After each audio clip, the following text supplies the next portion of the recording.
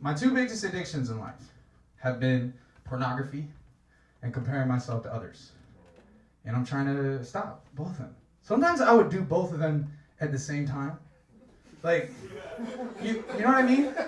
Like, you look at my search history, you wouldn't know where one began and the other ended. You know what I mean? You'd be looking at my search bar, it'd be like, young, ebony, teen, become successful entrepreneur. You're like, dang, this guy isn't perverting, he's motivated. Like, Latina takes big promotion at Fortune 500. Like, wow, this guy supports diversity.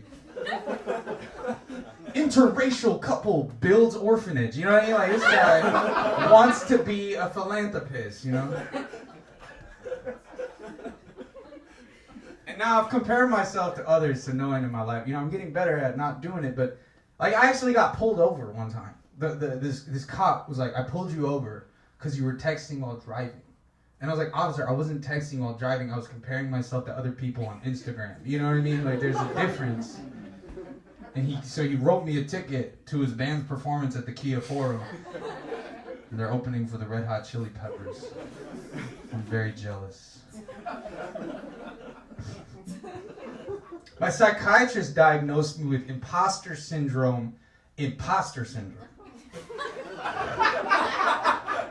Seriously, that's where you can...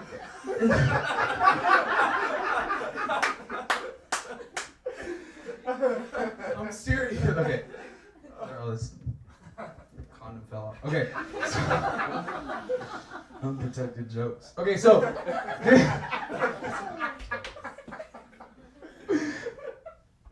imposter syndrome, I'm gonna finish this joke. Okay, so imposter syndrome. That's where you've been given the opportunities to be an imposter, but you don't think you're good enough to fake being good enough. Anyone here struggle with comparing themselves to others? Yeah? Anyone? How often you do it a day? Probably every day. Bro, I do way more. I do it every minute, bro. What are you talking? I do it every second. Every second I'm comparing myself.